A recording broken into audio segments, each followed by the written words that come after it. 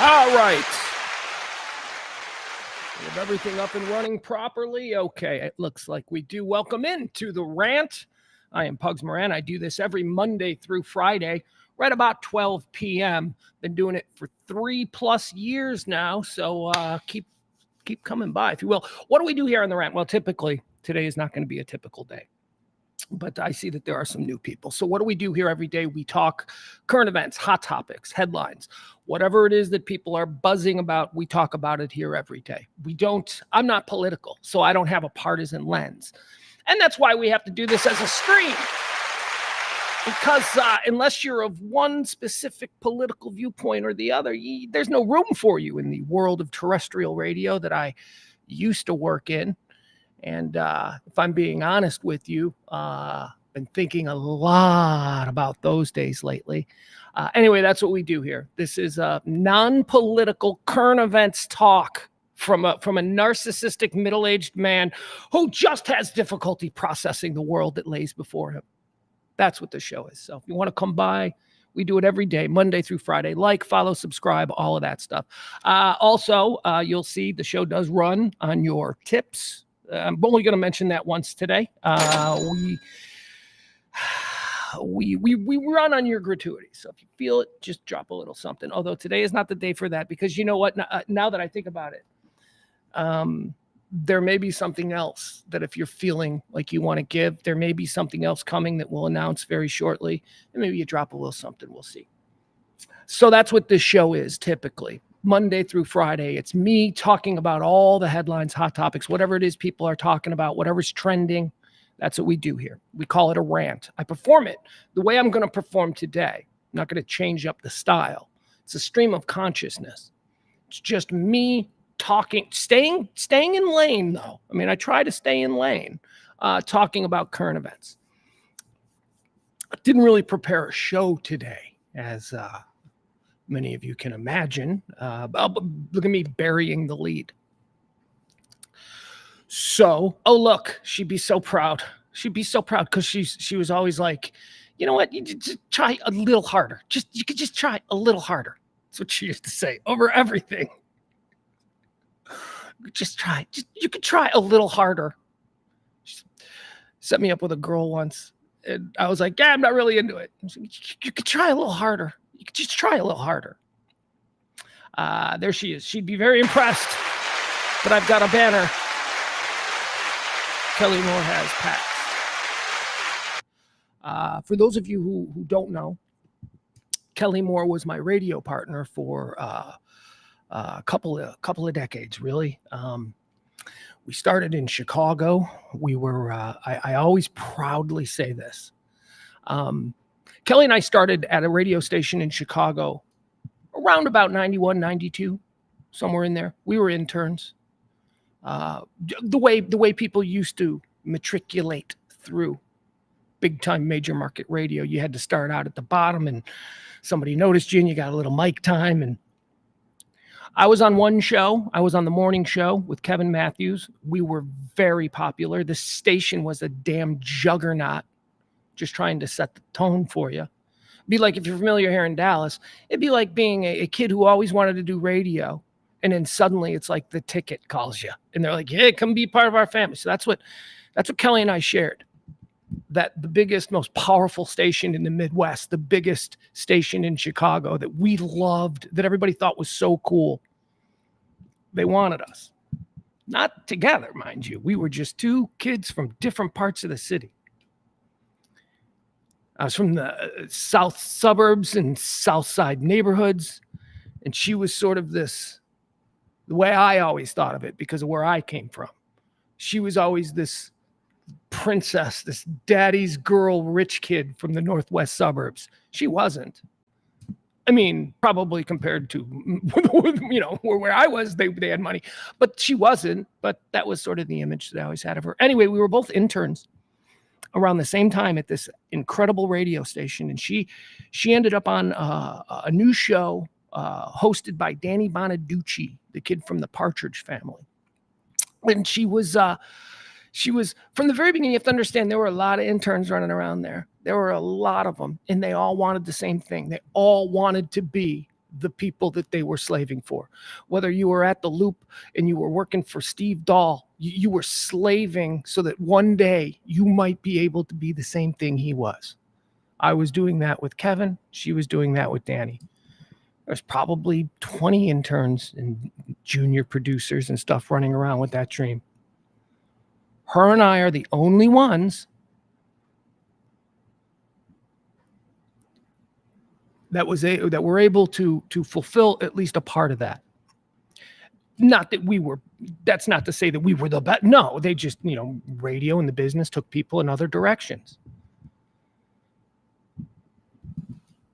And that's always been a point of pride that we shared, like that we actually did it, that we actually stayed with it. So back then we didn't know each other. And as a matter of fact, I didn't like her very much.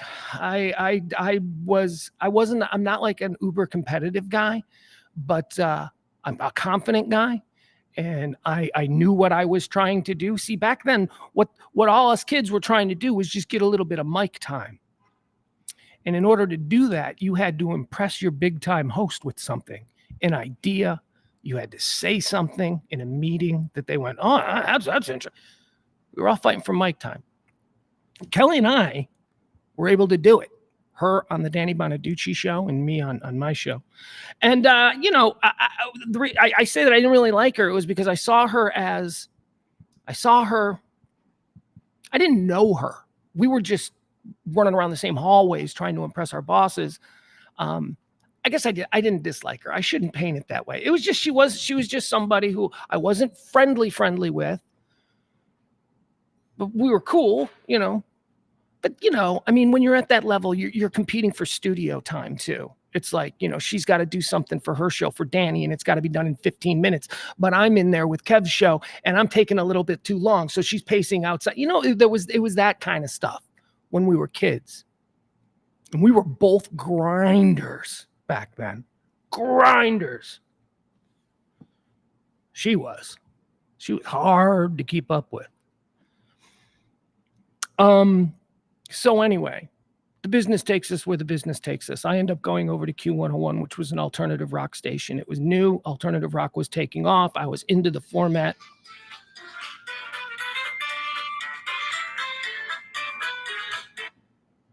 That was her brother. I don't know that I can take that right now. Text me, Kevin, if you're listening.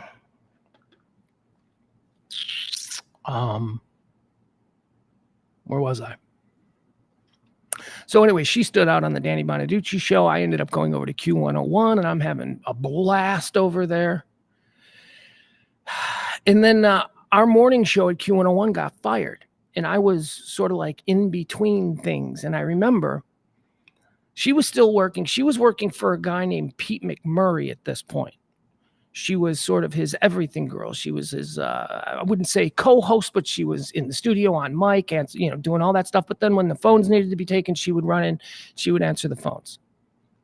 She did that for a number of shows. She was just such a big personality. Everybody wanted to work with her and they knew that she was competent.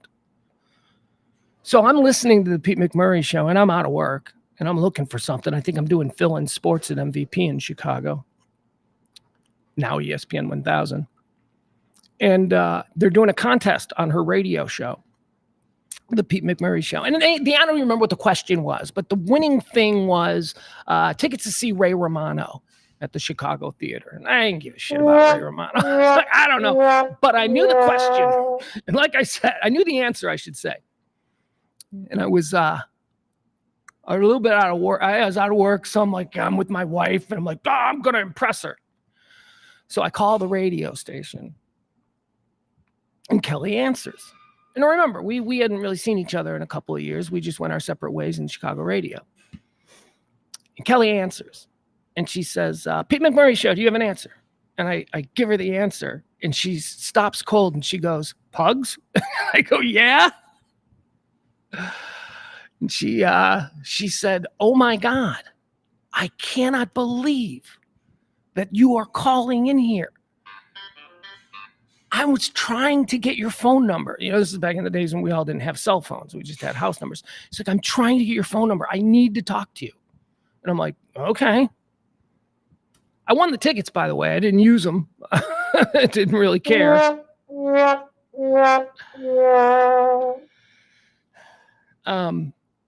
But she set up a lunch, and we went to Maggiano's, which is why I will always love Maggiano's. We went to Maggiano's in Oak Brook, Illinois. And she sits me down, and she's like, "You were just really good." And she's like being really flattering, you know. She's like, "I can't believe that they blew your show out." And I'm like, She's like, "I was such a fan." This wasn't my show. This was a show called Wendy and Bill. And she said, "So here's what's up. I know this guy. He's the new program director here. His name is Reed Reeker." And he was the program director at WCKG, The Package, in Chicago at the time. And she said, "He wants to give me a show, but he doesn't know who he should pair me with." She goes, "I told him about you, and we've been trying to get in touch with you." And I'm like, "First of all, how hard have you been trying to get in touch with me?" I am not difficult to pin down. So I'm like, okay. She's like, "Will you come and meet with Reed? And you and I, you got to understand, Kelly and I didn't have any built up chemistry. We didn't work together." And I'm like, "Okay, sure. We'll see where this goes." So the next day I go down to the radio station, and we go in and we meet with Reed Reeker, and meeting went so long. It was like at the end of the day, meeting went so long. He's like, "Hey, you guys want to get something to eat?" That was Reed. Well, I'm like, "Yeah, man, I'm out of work. I'll take a free meal in downtown Chicago. Hell yeah." So we go out to dinner, and he's like, "You guys want to go get some drinks?" Reed Reeker was so much fun. There are just people who know how to be bosses and people who don't. And we're going up and down Rush Street, and he's taking me to all the places that he likes to go. And this is where the famous Jerry Springer story came in. Kelly and I used to tell the famous Jerry Springer story where we ended up drinking with Jerry Springer all night. When he was Jerry, I mean, it's just like, Jerry. That's what drinking with Jerry Springer was like. So anyway, at the end of that night, Reed said, "Look, I want you guys to have a show. Here's what I want." And he laid it out, and this is how I want to do it. And he gave us a show, and we started doing that show in Chicago, and it was amazing. And people were liking it, and we just had this natural chemistry together. We didn't really know each other. I keep going back to that. Yes, we had worked at the same station for years, but we didn't have any chemistry. We weren't the ones, you know, at the Loop Christmas party in '93 holding court, entertaining everybody with our witty banter. No. we'd never even had a deep conversation. Well, that would change. So our show was good. We didn't believe it because we both hate ourselves. We were both very self-loathing, but it turned out the show was pretty good. And Reed liked it. And then we got into a very public and very highly publicized war with an absolute legend of radio and Kelly and my personal hero. God, it was an ugly time. Got into a big war with the big star at the radio station. And the end result was that our show had to go. The two of us could not coexist. And Steve Dahl was Steve Dahl. So Kelly and I got booted. And that turned into a whole thing. And I'll never forget this phone call. And by whole thing, I mean legal battle. Federal lawsuits and all that kind of stuff that we won.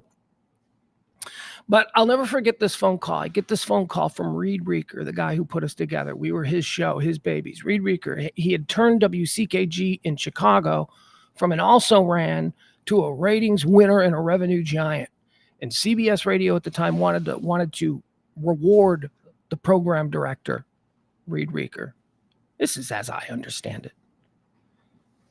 And so Reed was given the task of moving to Dallas and taking KYNG Country 105.3, taking that and turning it into a clone of WCKG in Chicago, which was in itself a clone of WLUP in Chicago, the station that Kelly and I first met. This was the shock talk format that WNEW in New York, they famously had Opie and Anthony and Ron and Fez, and then you had KLSX in Los Angeles. They famously had Tom Likas and all Howard Stern. It was all the stations that Howard Stern anchored in morning from coast to coast that CBS owned. They created this talk format. And so Reed calls me and he says, hey, buddy, I got good news and I got bad news. And I'll never forget this conversation. He goes, the bad news is you're fired. I'm like, oh, God. He goes, but the good news is that I've been put in charge of a station in Dallas and I want you down there. I am obviously paraphrasing, but I'm giving you the romance of the myth. a myth, a romantic myth. This is all true.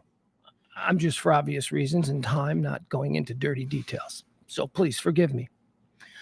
So what happened there was Reed had come down here and they had already had a midday show that they had signed for 1 year. And that was Ron and Don. And so they were like, you guys, the unfortunate reality all these years later is that Ron and Don were never going to get another contract. CBS was waiting to put us there. There were some people pretty high up in CBS who really liked what we were doing and thought that, it could be a syndicated show.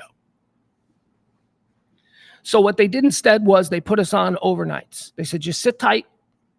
We'll pay you what we're paying you, but you'll do overnights and we'll ease you into the Dallas market. So that was that.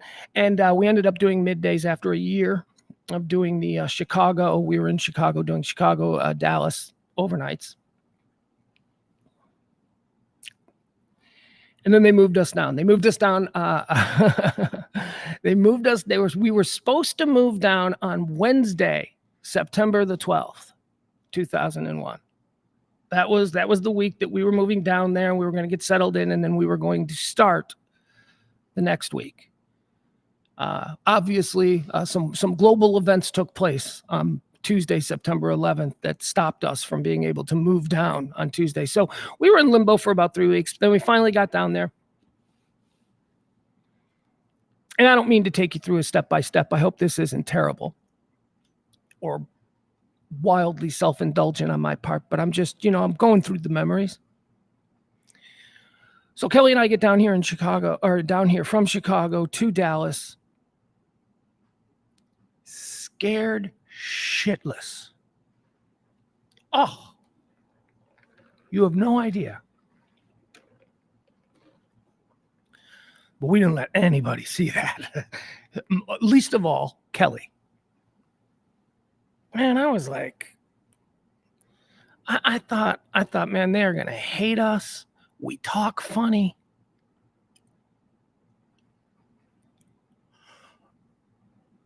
I go, I don't know what we're doing. We were like, I don't think they've ever had this kind of a talk show. See, the kind of talk chemistry that Kelly and I did was a direct ripoff from Steve Dahl and Gary Mohr, which would become known as the Chicago talk style. Steve Dahl and Gary Mohr, and then later Ro Khan and Gary Mohr, were the people that Kelly and I obsessed on. How they did their show, the ease of their chemistry, the way nothing was, hey man, coming up in the next, and nothing like, it was just easy conversational chemistry. And I remember going, this market, man, this is kids market. They're used to that. That is like a whole nother level. Ours is more intimate and slow. And she was like, nah. She's like, nah, they're going to love it. She said, here's what we're going to do.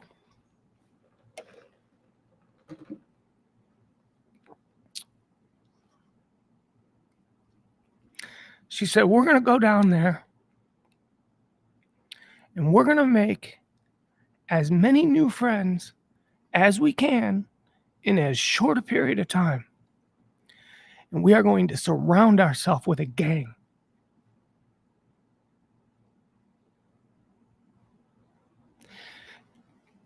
Do you guys know you guys are still, that gang is still intact in a lot of ways. That was her plan. Here's what we're going to do. We're not going to wait for the station to get us appearances. Every day on the air, we're going to tell people where we're going to be hanging out that night. And if they want to come and have dinner with us, they can. She wanted to do this bit. We wouldn't allow it. The station wouldn't allow it. She wanted to do this bit where once a week, people would call in and tell us what they're making for dinner. And then she would go over and have dinner with them, like with her kids and stuff. She's like, yeah, bring the whole family over. She didn't have a distinction between I'm the host and these are the listeners. She was just like, oh no, I'm just one of the listeners with the loudest microphone. That's all. She wasn't allowed to do the going to listeners' houses because we were a guy talk station, and quite frankly, the initial submissions were a bunch of creepers, and no, the station didn't like that. The station was like, no, sorry, but that was how she viewed this whole thing. God, she was never a diva. I mean, with me, she was, and she could be with me. But you never saw her be a diva.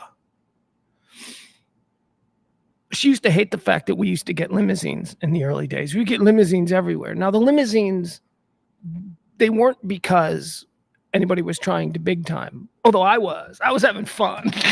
I had chicks and all that. Not her. Kelly just didn't want to drink and drive. So the limousines were what the station allowed. Didn't have Uber and all that kind of stuff. She didn't want to drink and drive because she knew she was going to drink with you. She knew that if she was going to an appearance, she wasn't just going to get on stage, give away some t-shirts, and then go hide somewhere. She was going to drink with you. She was going to party with you. She was going to make you feel like you guys have been friends forever. She was better at that than me. Way better. She showed me how to do that.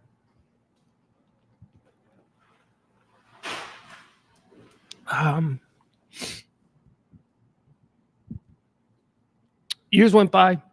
We had great success. Life got good. And then our breakup was so weird. I'm still fucking pissed at her. Our breakup was so weird. She met a guy, and that was so not her, but she was in love. That's a powerful thing. And we were between stations. We had just invested heavily in our own station. It was like a dream. It was like our own station. We could do what we wanted. We could program it the way we wanted.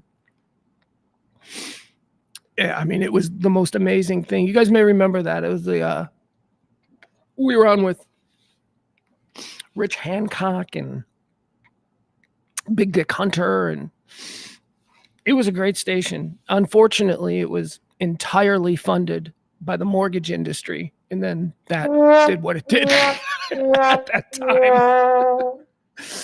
And so it was when that went away that Kelly moved to Corpus Christi, and this was always and still is. I mean, yeah, she didn't get away with it just because she's dead. It was always a bone of contention with me. She just moved. She wasn't secretive about it. Everybody in our group knew that she was moving to Corpus Christi, but she never told me. She never had that conversation with me. God, I was so fucking pissed. All right, let's do this. Let's do times I was pissed at her. Let's do times I was really pissed at her. Things that she did. We once walked into a contract negotiation, and she walked in with her big giant overstuffed bag, and she threw it on the ground, and she sat in a chair, crossed her arms, looked the dude who was going to offer us something in the face and said, I just bought a TV I can't afford. Where do I sign? And I'm sitting there. I'm sitting there like, what the That is not how you negotiate. Oh, I was so pissed at her. We got over it. I'm sure you've all been pissed at your sisters or brothers or whatever it is. Oh, we had a fight in the parking lot. What the fuck was that? She's like, stop acting like you don't want to be here. I'm like, oh, you got to act like you don't want to be here. That's how it works. Anyway, another time was we were leaving after our first 2 years. After our first 2 years here, we were going to move to New York, and we were going to work with Opie and Anthony, and it was an incredible opportunity for us. And we went to New York, and they flew us out there, and first class everything. I mean, it was super awesome. It was like, I mean, I'd been to New York before, but I'd never been to New York while I'm being wined and dined by people with black cards, right? So that was really cool. And I was set. I was moving.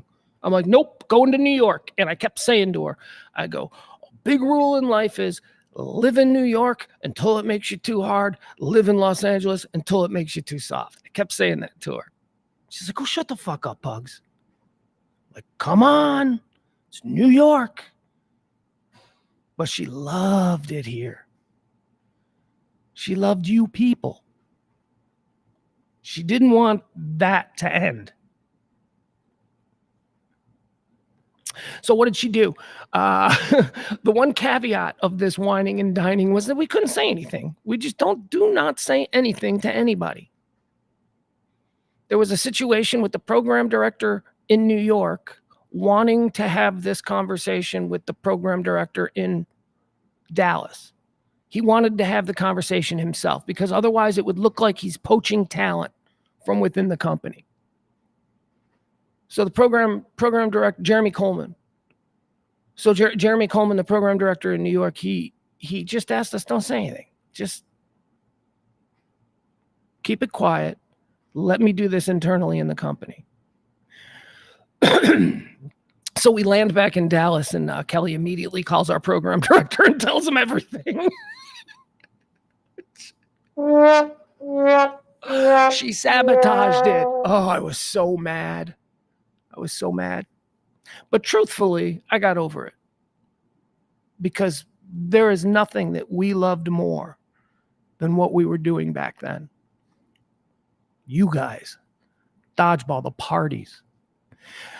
That was the other thing I wanted to elaborate on a little bit more. It was her idea. It's her idea to let's go out every single night. Doesn't have to be an official appearance. Let's go out every single night. Let's throw massive events that occur weekly. You know, dodgeball was a great example of that. Our gong shows were a great example of that. The bell bottom stuff, great example of it. She said, we got to go out constantly. Nobody else was going out. Everybody else was too big time. They didn't want to be bothered. Not everybody, but a lot. Certainly that was the attitude among the shows at our station. Nobody. So we took everything. We did everything because Kelly was like, no, you got to meet these people. This is a political campaign. You got to shake hands. You got to have a drink and share a laugh. They will be with us forever. And I was like, I'm going to get shit-faced with my buddies and hit on chicks. You go do whatever you need to do. She did. She became so close with so many of you. So fast forward, so we break up. She moves down to Corpus Christi. And, she's married and she has 2 more amazing kids, Quinn and Locke. Of course, to go with Deck and McKenna, who are the kids that you all heard grow up on the radio here.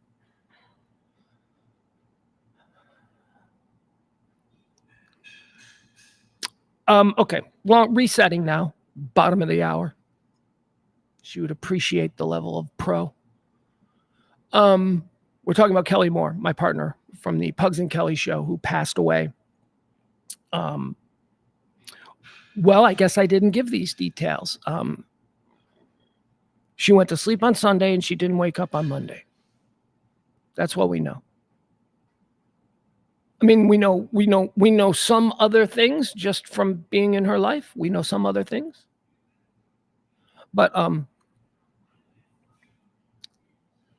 that's We have questions. We all have questions.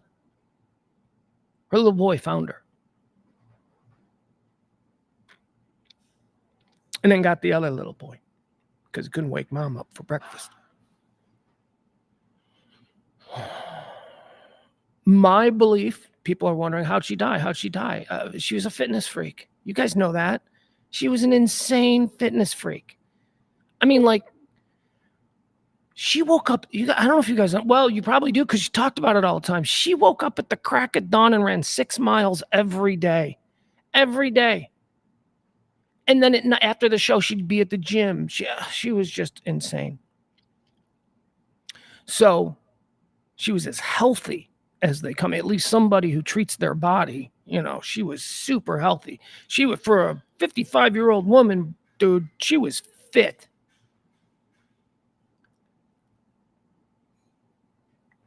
I think, here's what I think, and we'll find out in a couple of days. I think it's related to her brain injury from 5 years ago. 5 years ago, I think it was, this sucks, because she has told me the story like 3 times, and for some reason, the way I tell it, I think is wrong. She cracked her head. She had cracked her head at some point on a Stairmaster, and did nothing about it. Like, cracked her head bad at the gym. And then I guess like she was okay for a while, and then she went home and she fell again. Whatever it was a brain injury, and she had major brain surgery. Helicopters involved, flying her from Corpus Christi to Houston. It was serious. Her life was saved. And that was a really scary ass day about 5 years ago. I remember that vividly. She recovered. She was fine. We did the practical picks thing last year, and it was very low profile and very low key.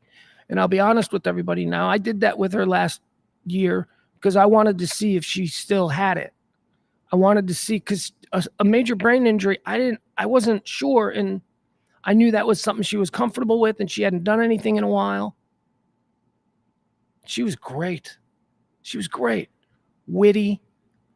Sometimes she would start ranting and she'd screw up her words and she'd blame it on her brain injury. And we'd all laugh. Ha, ha, ha, ha, ha, ha. Because otherwise she was fine. But I think for me, that's a leading contender of what we're going to find out. Her family as well. But we don't know.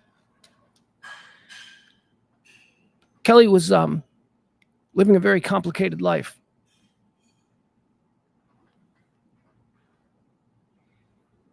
And I won't give, you know what? I'll give away what I know that she would be comfortable with, and that is about 95% of the details involved. She was going through a very bad divorce. Truthfully, I believe the divorce was finalized. But there were custody issues. She wanted them kids full-time, all the time. She was a mother hen. And she got that. She got everything she wanted from the state as far as like the kids and, all of that. And without going into people's marital issues, I think it was deserved. But I don't know. I'm Team Kelly and will always be. People break up. Maybe there's 2 sides. The one I heard from her has me firmly on her side.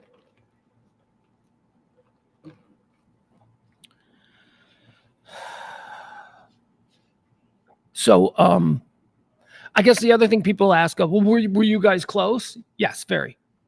Extraordinarily. We used to joke that when we were on the air together, and this is true. This is absolutely true. We used to joke that when the show was over, we didn't know each other. And she would always point this out. We'd been in Dallas at that point 8 years, and she would say, "You have never been to my house." And I'm like, yeah, what am I going to do at your house? There's kids there. I don't want to, what am I doing at your house? It's true. I'd never been to her house.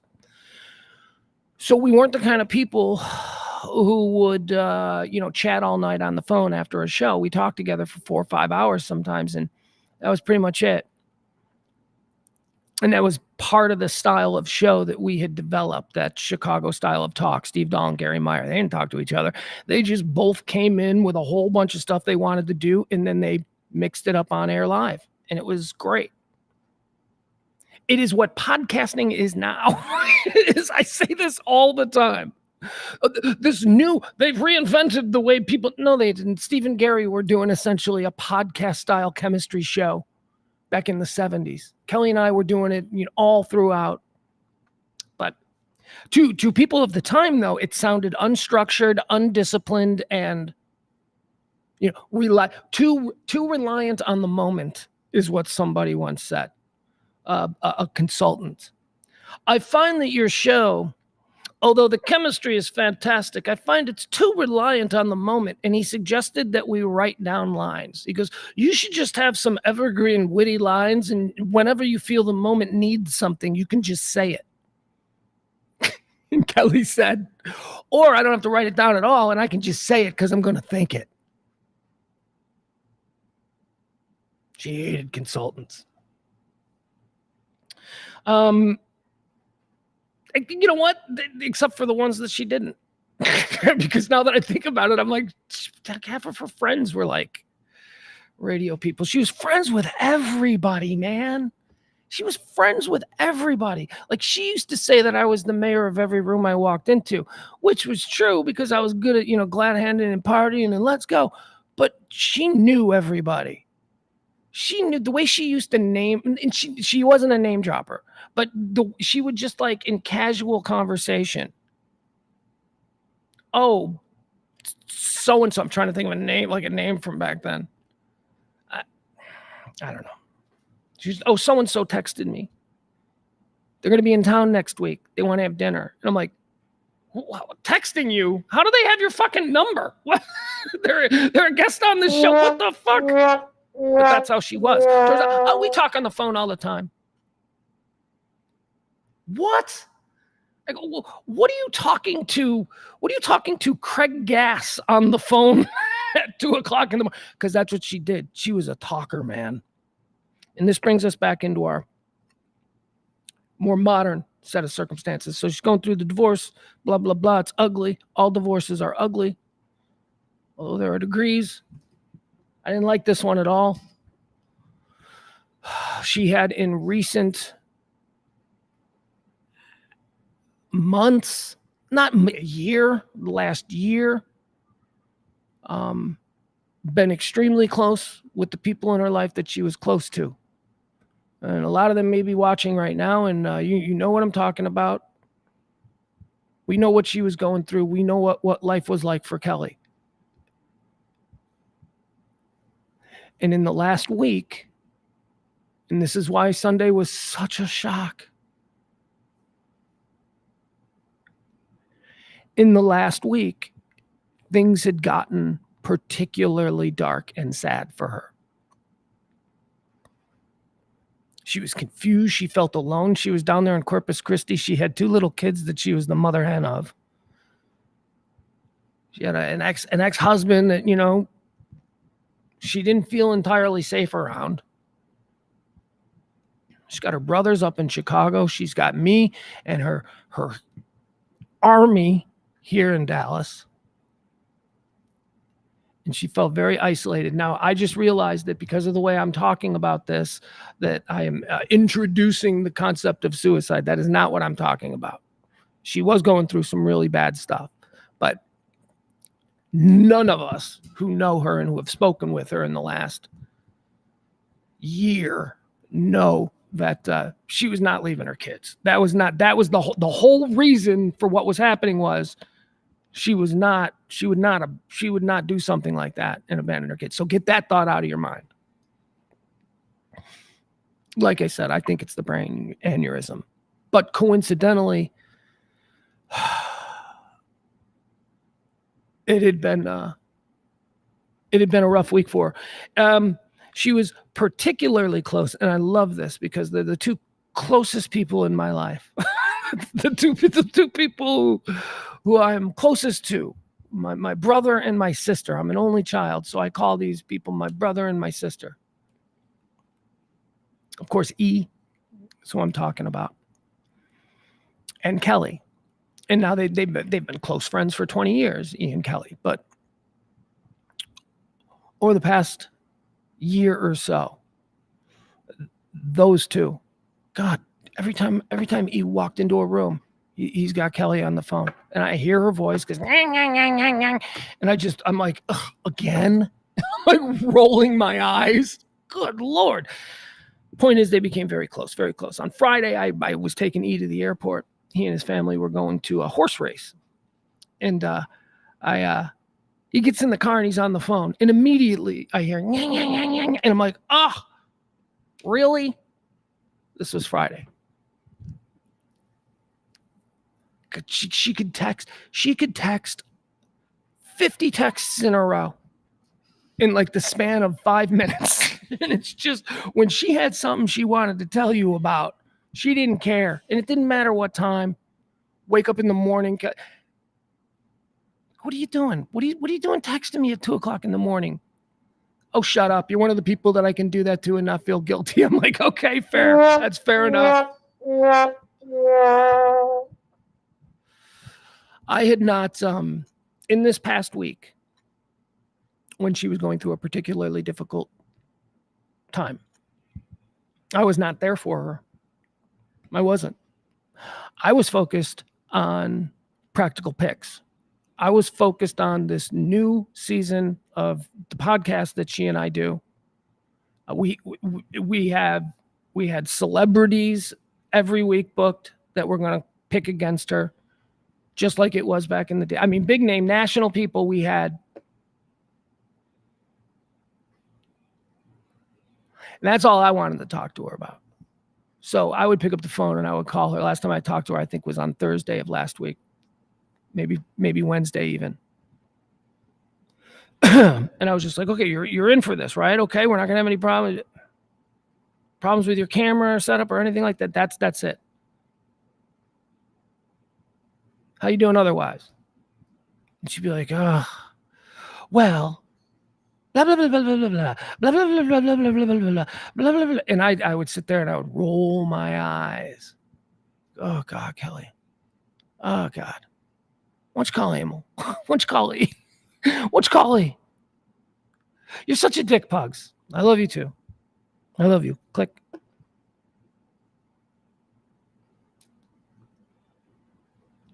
Her and E, they're the two people in my life that like to talk on the phone.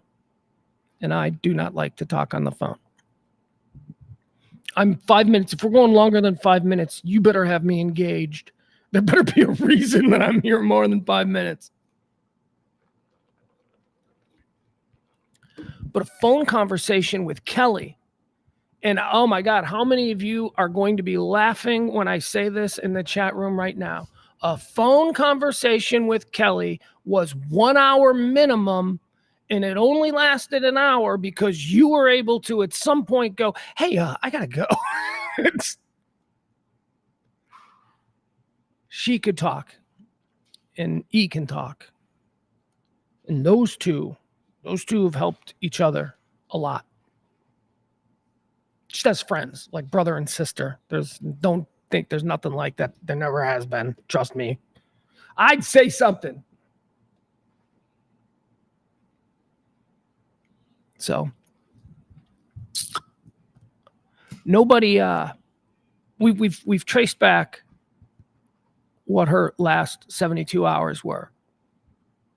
And it was we've got Emil on the phone with her for about an hour on Friday evening while we went to the airport, talking to her, advising her, helping her with, navigate lawyers and all that. That's what he does, man. E takes control. That dude, man. He's at Foxhole, that whole thing. That's who you want in with him. Let me tell you a story about him real quick. When my son died, I have no idea what happens when your kid dies. save from the emotional part of it. Like, I don't know who you call.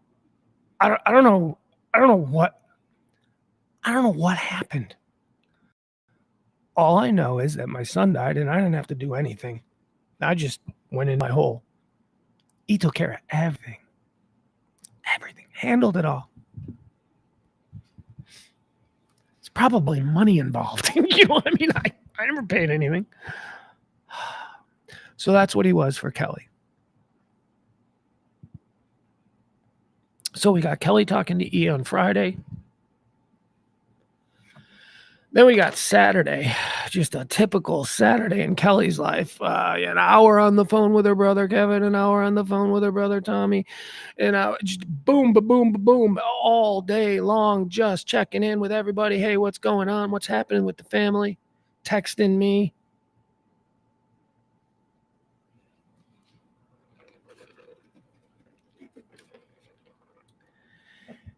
And then nothing on Sunday.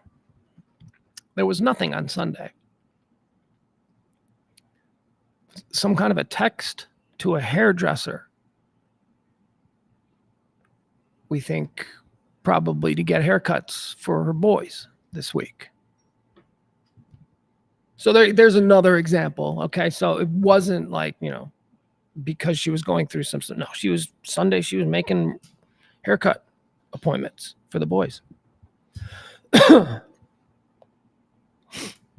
And that's it. That's pretty much it. I'll tell you in a really weird thing, the last person that we have been able to tell who spoke with her was late Saturday night, legendary Dallas comedian Dave Little. Dave Little appears to be the last person to have spoken to her because she was weirdly quiet on Sunday. If it was a Sunday, we would expect to hear something from Kelly. A text, calls. What are you doing? What are you having for dinner? I don't know. I'm bored. That's who she was. We didn't hear anything on Sunday.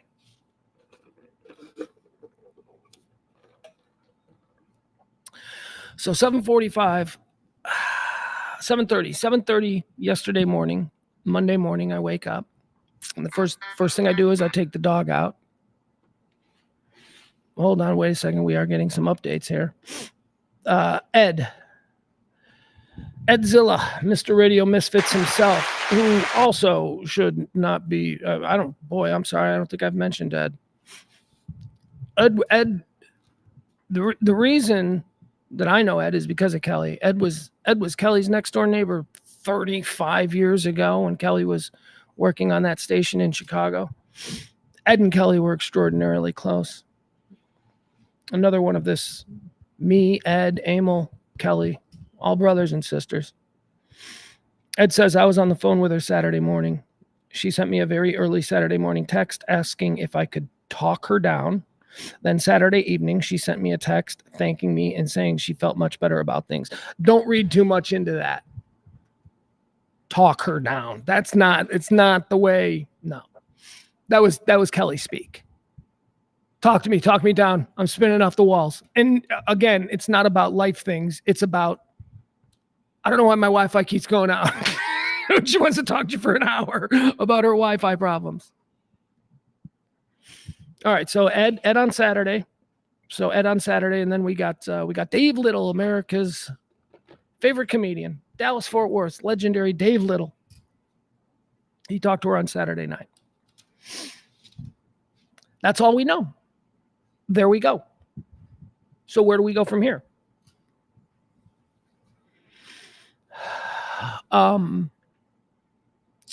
Well, Kelly, who, we're doing this Radio Misfits thing here. And even though it wasn't talked about, I mean, Kelly is the queen of Radio Misfits. She's like, Radio Misfits Dallas anyway. She was going to be involved heavily. Her and I were going to be doing things. You heard me tease. I was teasing. Big changes coming to the show. Big changes. It's going to be a little bit different. Well, the difference was it was her. I was going to bring her in. And her and I were going to do a current events, chop it up kind of show with guests and other people. And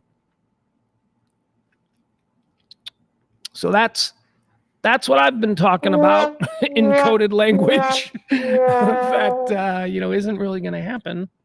Oh, but the other things will. I mean, we are trucking ahead here at Radio Misfits Dallas. Don't you worry. We are still, I got some exciting people who have reached out.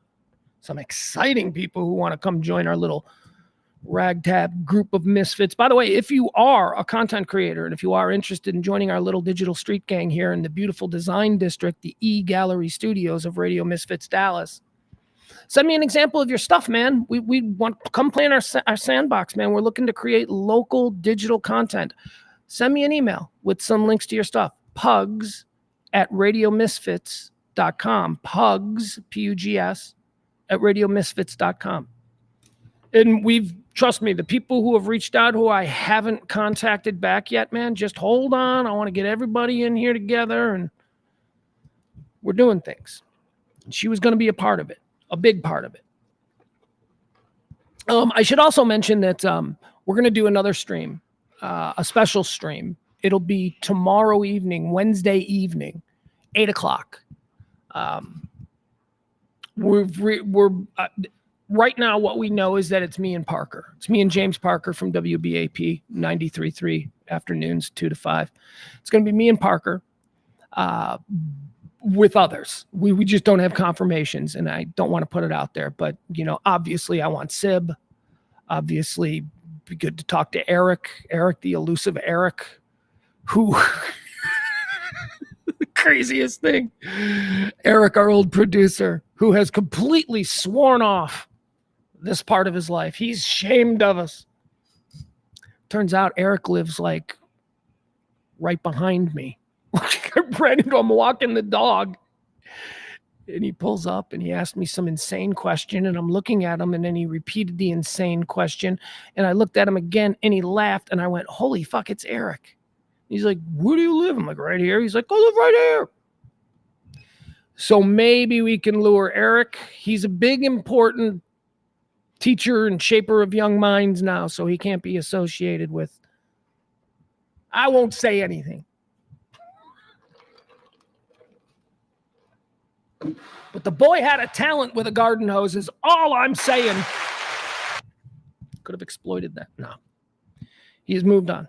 But, I think we're going to reach out to him. We're going to reach out to some other people. See if they want to come hang out. Get drunk live on the air. Going to need an Uber. Going to need to Uber that one. And we're all going to tell stories about Kelly.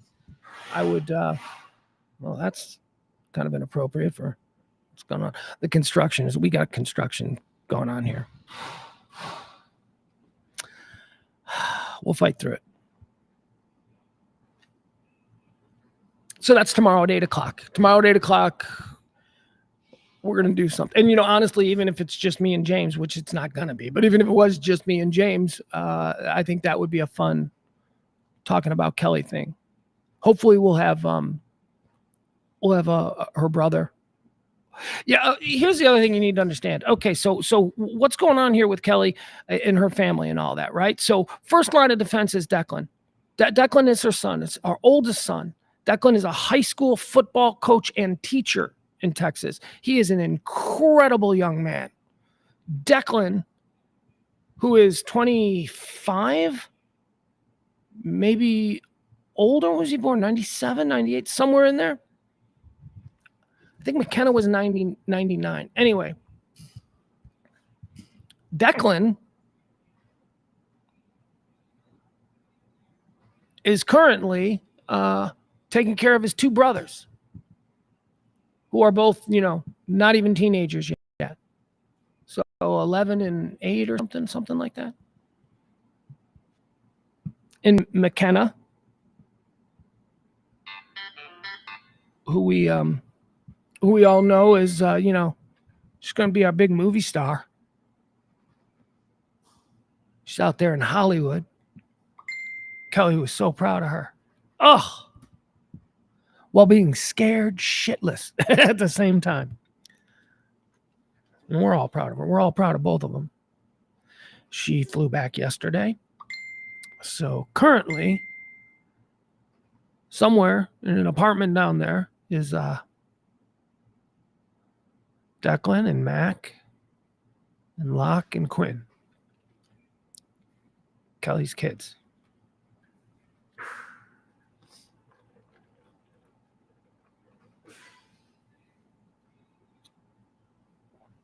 We're not talking about the dad of the two little kids, because life is complicated and nuance is important. And I don't know that this is the venue to really get into the nuance of what that's all about. So just understand that the kids are with Declan. And Declan, holy fuck, you should hear this. I have not spoken to Deck or McKenna yet. I don't want to. The brothers, Kelly's brothers, Kevin and Tommy. They're the ones. Me, Ed, Kelly's brother Kevin, and Kelly's brother Tommy have been sort of the ones getting all the first information and deciding where it goes and who does what job best in this moment. But Declan, listen to this choice. And I don't know if they're listening. I don't know if they're out there. But I'll say this to his face. I'll say this to both Kelly's kids' face. If this in any way affects your dreams, that would kill her. It's not about stepping up, and it's not about, oh, this is the responsibility that's been. It might be for you if you're that kind of person, but that's not the kind of person Kelly was. There is talk that I've heard of, both of them possibly in some way, shape, or form giving up on their dreams to take care of these two kids, which they both could. I don't know, your mom would want that.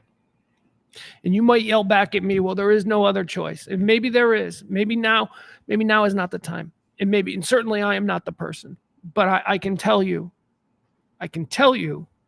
especially speaking to Deck and McKenna, I can tell you that I knew what your mom's dreams were for you.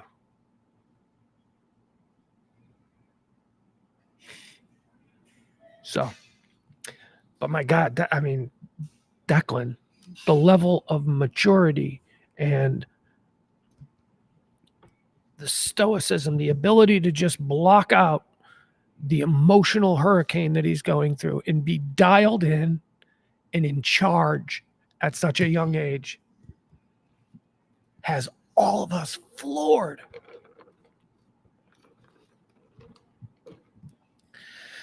And McKenna has been the same thing. Talking about moving back to Corpus Christi. Ugh, stop it. Stop it. Stop it. That would kill your mom. I know this because you're all she talked about.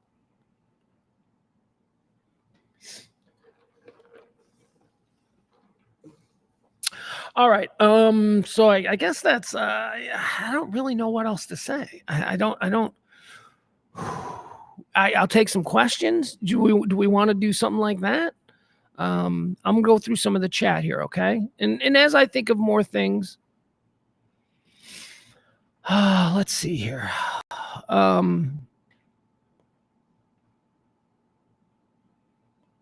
Chris says, I remember Deck and Mac as little kids running around our house.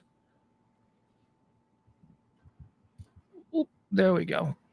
Chris says, I remember Deck and McKenna as little kids running around our house. They loved the pool table and the media room. Yeah. Chris was my roommate when we first moved down here. Kelly used to come over and cook us Sunday dinners. Well, I always demanded the same thing. Kelly's turkey tetrazzini. If you're coming over here, you better bring some turkey tetrazzini. And you know what she would do? she would bring turkey tetrazzini and then cook an entire meal for everybody else. It's just for you. I'm like, it's a whole turkey tetrazzini. Nobody else likes your stupid turkey tetrazzini. I'm like, well, I do. It was good. She was such a good cook. She was a really good cook, man. She could make anything.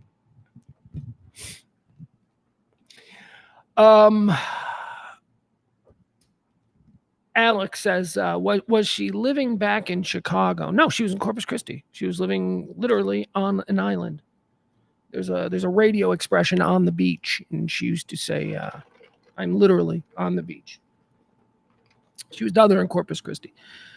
Let's see here. Kojak says, is there a GoFundMe for her? Yes. Do not have it available right now. Do not know that it's active, but we will certainly be. There is something set up for the kids. And, I would say it should be set up for all the kids. I would say that Deck and McKenna will probably, certainly McKenna could probably use some help continuing with her pursuit of her dream. Anyway, but of course, I don't know. But I believe there is one coming. So I will let you know about that. But right now, we don't know. Let's see here.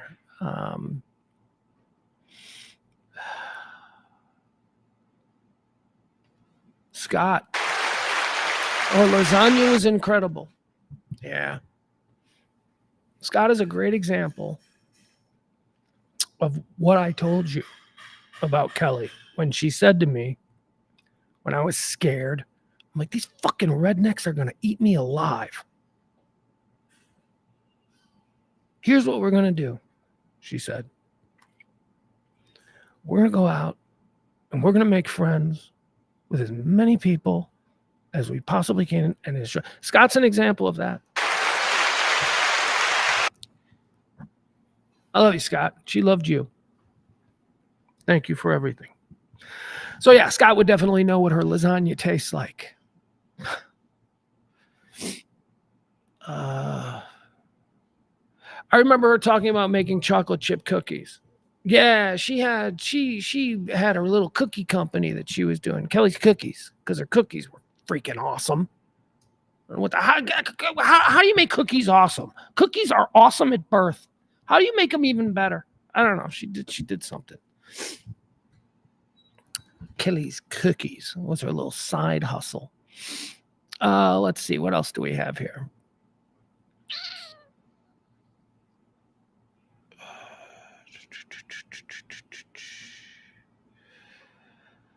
All right. Brent says, Kelly was such a gem of a person. My thoughts go out to you and her family and her friends. Well, thank you. She was. She was so smart. But street. She was both street dumb, but also very street smart, savvy. Like she could smell bullshit. Guys used to just hit on her, and she was just such a goddamn wall of steel. Is that a thing? A wall of steel? I don't know. There was a situation at Duke's once during dodgeball where there was a particular guy who was coming in really hard and fast on Kelly. And I said to her, I go, Kelly, what the fuck are you doing, Kelly? I go, he's just trying to fuck you. That's all. He's just trying to fuck you. And she rolled her eyes and she said, well, tell him to get in line. This place is filled with guys that wants to fuck me. And she walked away. Tell him to get in line. Oh, geez, Pugs, really? What do you think she was telling me, she was like, I'm not a victim here. She's like, I don't need your big brother protection to know that guys want to get in my pants. Oh. It's like That was her thing when she was just exasperated with me. She would do her. Do you know she never sat down during the show? 10 years. 10 years. She didn't use a chair. The chair for her damn show, she did 5 hours sometimes. The chair for her damn show was used for that giant pink bag that she lugged everything that she owned in. The chair had a giant bag in it, and she stood the entire show. Man, I was like a sloth. I was comfortable. I had my feet up. I had the microphone like this. And she is standing there doing, like, running in place the entire show. Just incredible. Do you remember when she did the entire show on a Stairmaster? We actually did that. We did that. We did a regular show with interviews and all that stuff, except she was on a Stairmaster the entire show, like 4.5 hours. It was nuts. We did it from Bally's Total Fitness or something. She was never out of breath. She was a goddamn Viking. I'm telling you.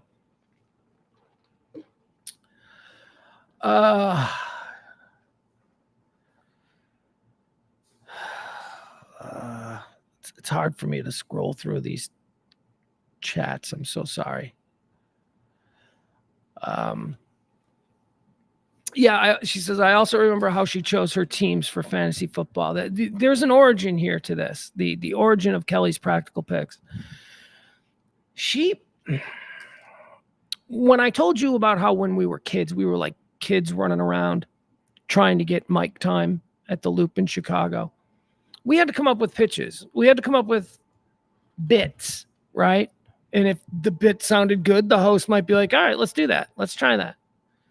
And she found that she was being excluded from like football talk during football season. She needed a way to get on the mic. So that's where the origin of her just not knowing anything about football, but saying, you know, there's no way that a dude from the Revolution could beat a panther or something. So that was her whole method. I'm sorry, I'm a little bit.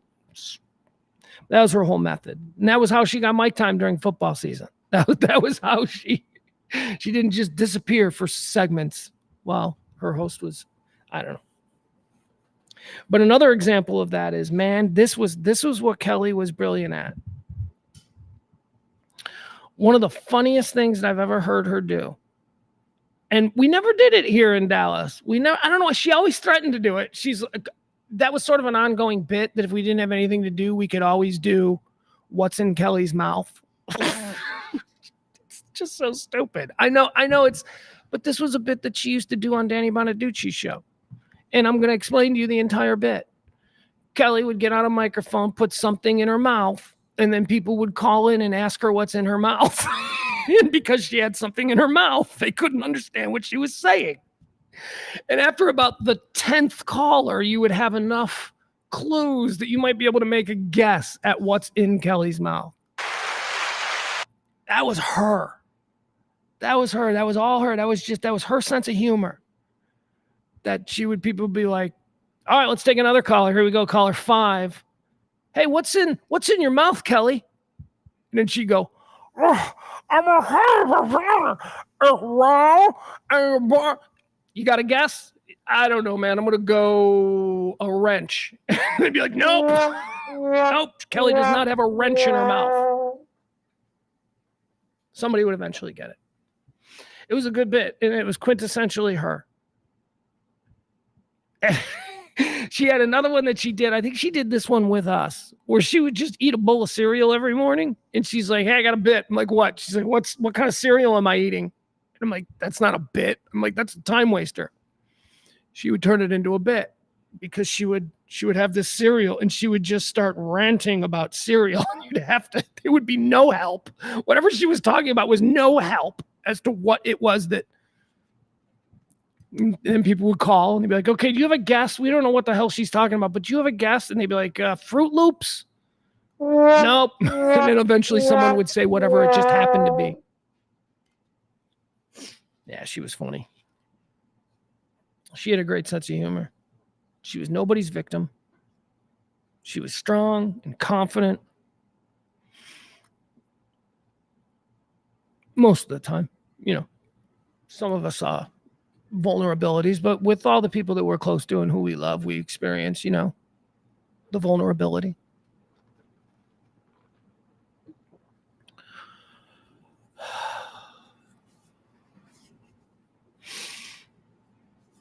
Kojak says her debut at the Addison Improv was memorable too. Boy, not for me, Coach. I don't remember. I didn't care. That was the thing. She was my partner, so I probably did. I remember when we did, stand up at the Addison Improv, but I don't remember. I was probably, hey, Pugs, Kelly's going on, and I'd be like, yeah, whatever. That's just how we were.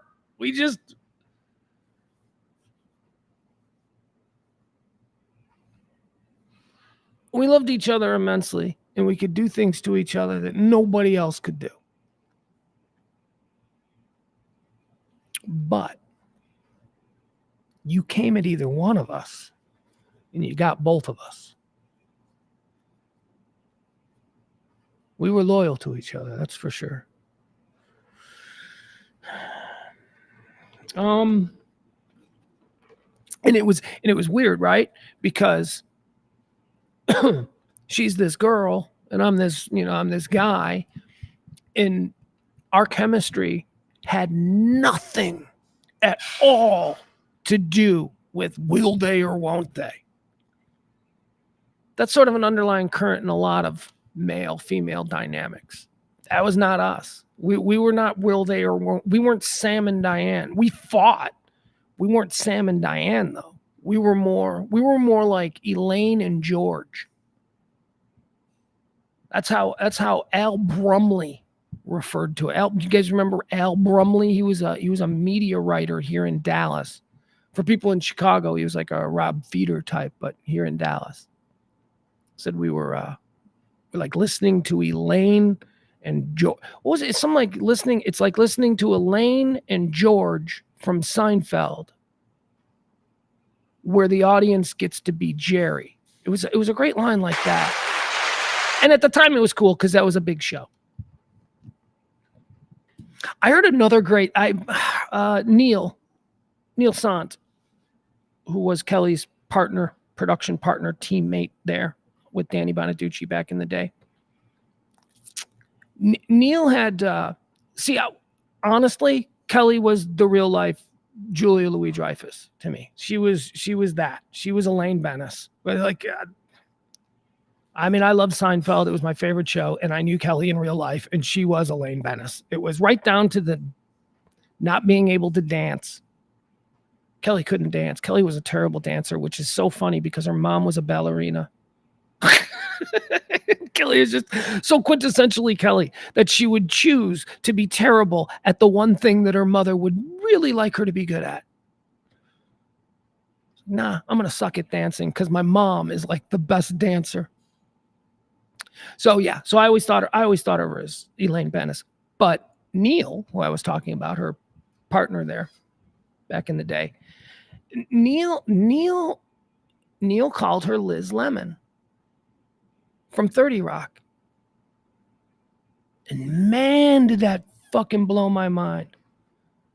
Because I'd never seen that before, but I'm like, yeah, that's who she is. Lifestyle, here's what I would say she was. The way she saw the world and interacted with the world was Elaine Bennis. But her spirit and her personality was Liz Lemon. That's how I would say it. Let's see here. Brian says, my one and only personal interaction with Kelly was at Duke's. I was talking to some people and I turned around to walk somewhere and she was right behind me and I straight up steamrolled her. All right. Frank says, y'all turned me on to Monk. So when it finally came on free TV, I was all caught up. Yeah, we did. I was really into Monk for a period of time. I liked that show when it first came out. I'm like, this show is interesting.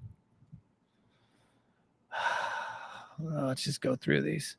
Kelly was an awesome human being. I reached out to her when her mom was sick and had a very raw conversation about having to take care of our parents. Yeah, you didn't have a conversation with Kelly that wasn't raw. She didn't give you any bullshit.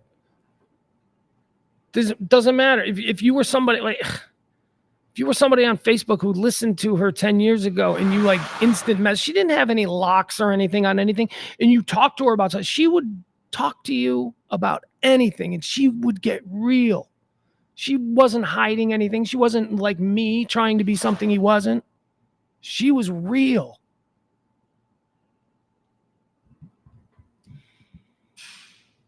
Hold on, I'm going to keep going here.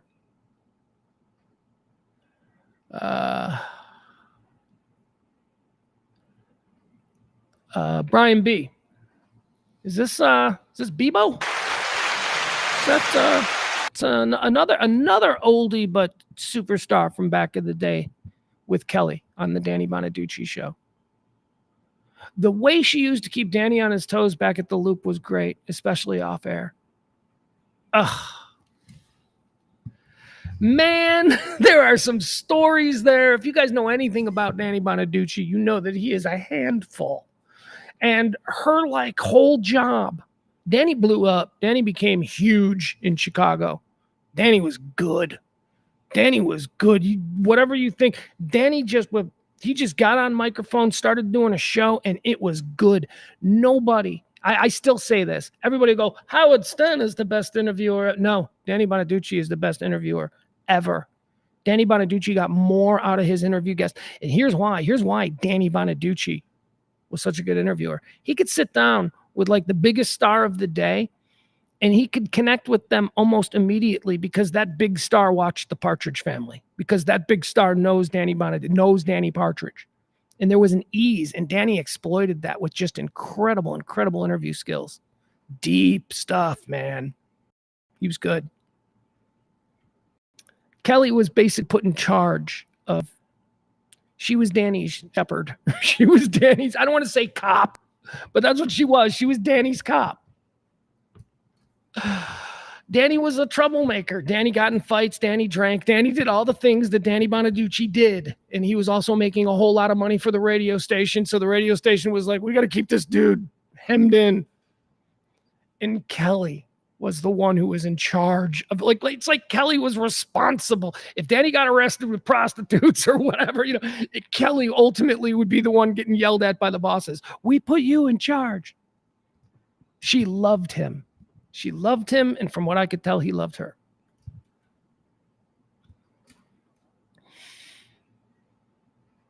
I remember there was a situation where Danny was doing something. This was at the China Club in Chicago. We were down in the basement area where they had this VIP thing. We're in the China Club in Chicago. And me and, I want to say it was Artie Kennedy.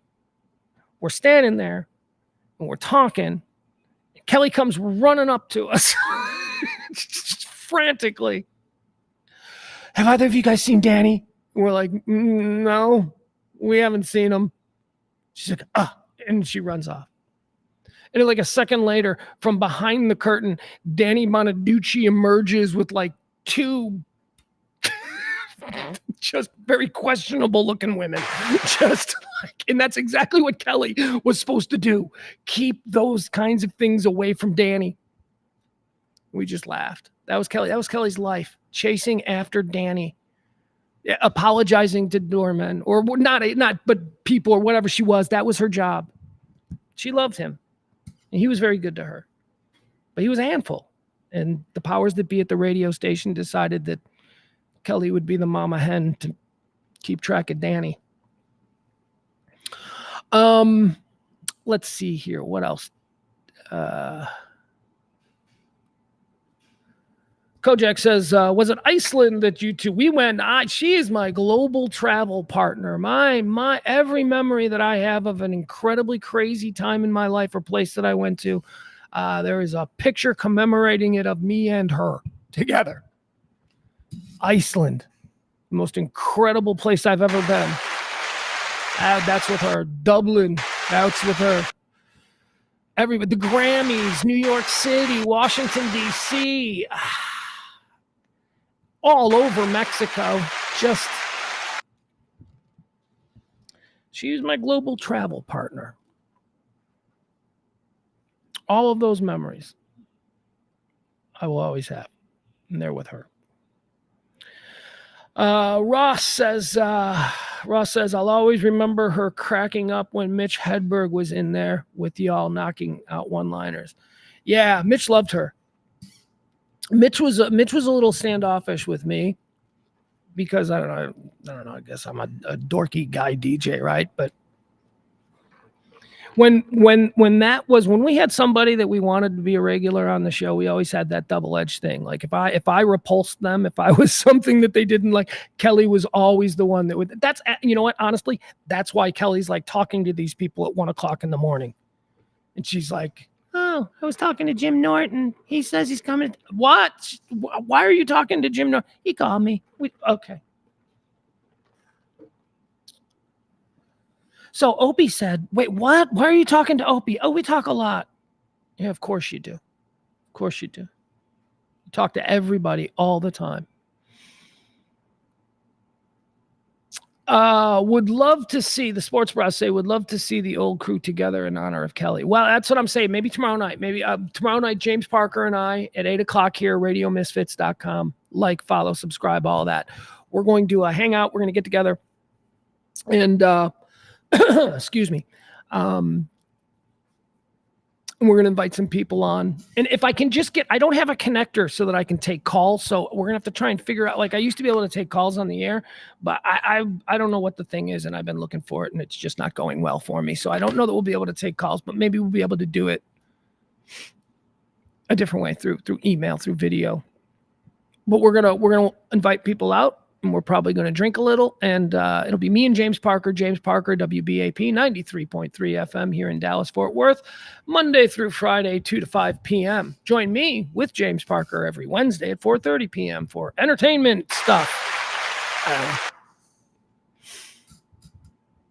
James is first gen Pugs and Kelly. He was a producer, an intern, sidekick, so we go way back. He's also very distraught. Distraught. We're not distraught. Are we distraught? I mean, it's shocking, right? Because, but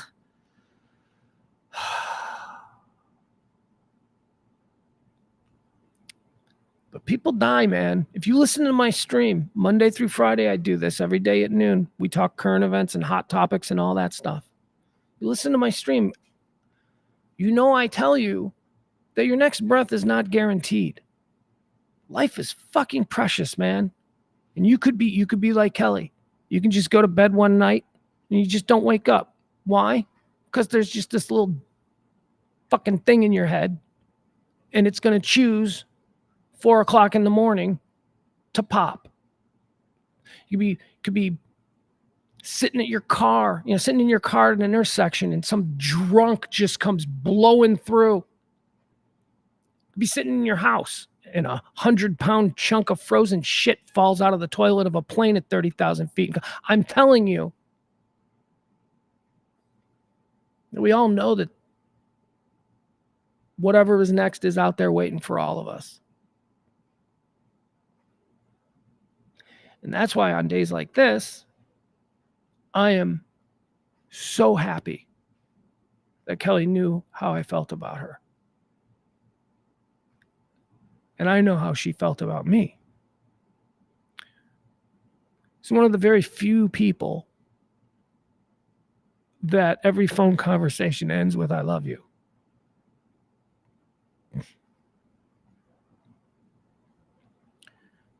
And her I love yous were always just so, "I love you." Like really quick, like, this is true, so let's move on.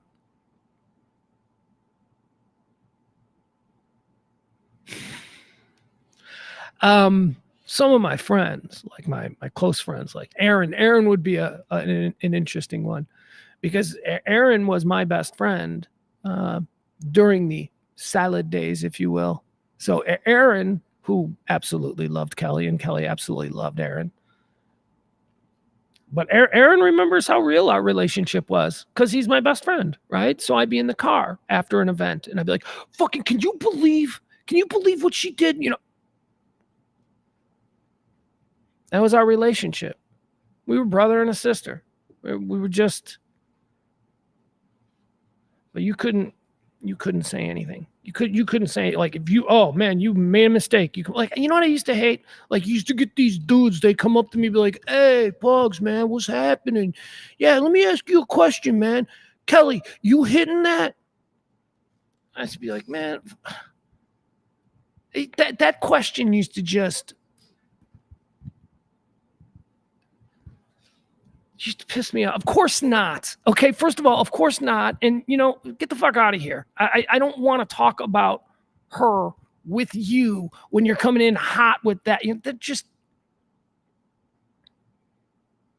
my point is that, this is a big thing. I threw a guy out of Duke's once. I threw a guy out of Duke's. I had him removed from Duke's at dodgeball because he came up to me and he said, hey man, I just want to let you know that, I guess Kelly and I had a fight or something on the air. And he goes, yeah, I just want to let you, and we always had fights. That was what was so great about our show. We could say anything to each other. We understood that was part of the performance, that if we said something that was just awful, the audience would get some kind of joy out of it. And they'd be like, oh, and then we had the understanding that it wasn't supposed to stick, that we're saying these awful things for performance. We don't mean them. But this guy walks up to me at Duke's and he's like, yeah, man, I just want you to know, she's a bitch, man. Fuck her, man. You know, she's not funny. She's not just some fucking idiot. And I was like, first of all, dude, I don't want to hear that. Okay. I go, and we got into it. And the doorman came over and it was a dodgeball event where I had just drawn 1,500 people to dodgeball. This place is jammed and it's all because of me and her. Doorman comes over and he's like, is there a problem here, Pugs? And I go, yeah, he's got to go. And they just fucking tossed his ass. That's how Kelly and I were. I can be at her. I can say whatever I want to her. You can't. And she was the same for me.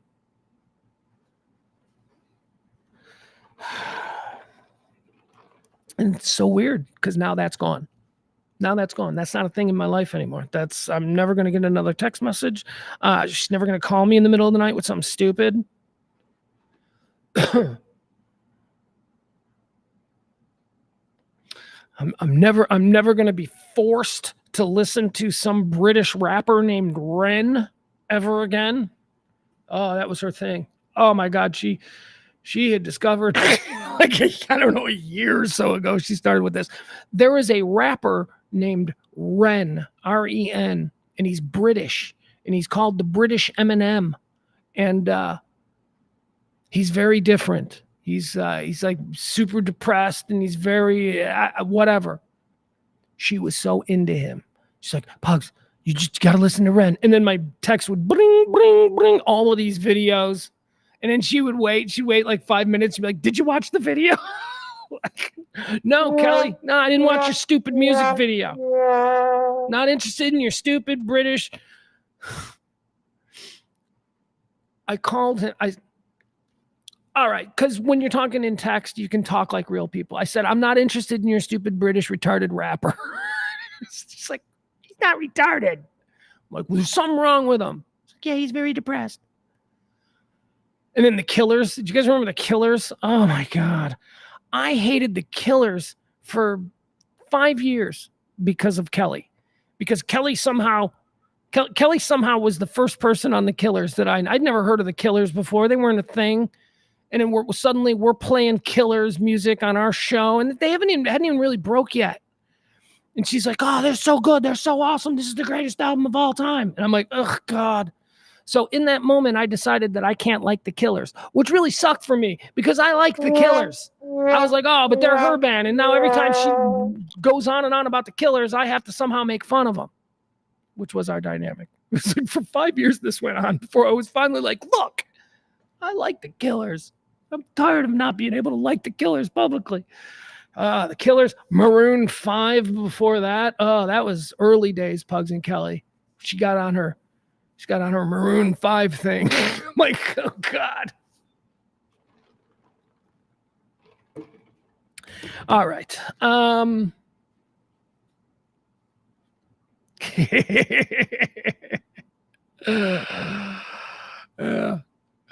Ed knows. It made her so mad that we couldn't get into Ren. I will say this. I'm going to get into Ren now. I'm going to start listening to him. I'm going to check it out. Honestly, it's the one thing I know for sure she would have wanted. So I'm going to start listening. I'm going to check out some Ren. But yeah, Ed's another one. Me, Ed, Emil. You guys listening to Ren yet? No, we're not. Are there anything like Maroon 5?